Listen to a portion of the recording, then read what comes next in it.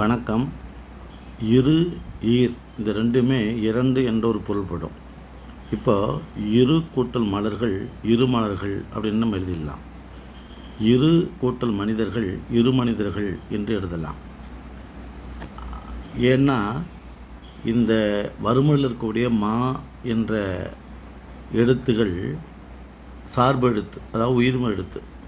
உயிர்மை எழுத்து வறுமொழியில் வந்துச்சுன்னா இரு, இரண்டு என்று சொல்லக்கூடிய இருங்கிற வார்த்தையை நம்ம பயன்படுத்தலாம்.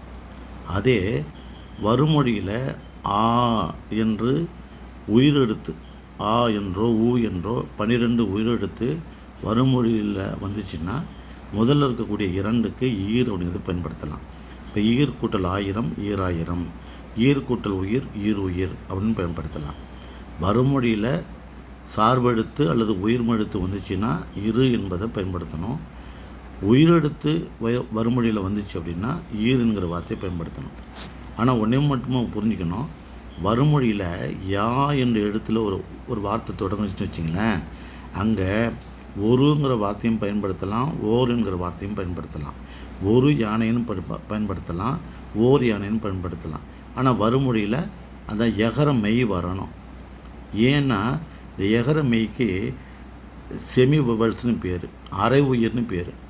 எனவே இதையும் உயிரெழுத்தாக தான் நம்ம கொள்ளணும் என்பதனால தான் சார்பெழுத்தாக நம் கொண்டு ஒரு என்ற வார்த்தையை நம்ம பயன்படுத்தி ஒரு யானைன்னு பயன்படுத்தலாம். செமி வவல்ஸ் என்று சொல்லக்கூடிய அரை உயிராக பயன்படுத்தினா உயிரெழுத்துன்ற அடிப்படையில் ஓர் என்பதையும் பயன்படுத்தலாம்.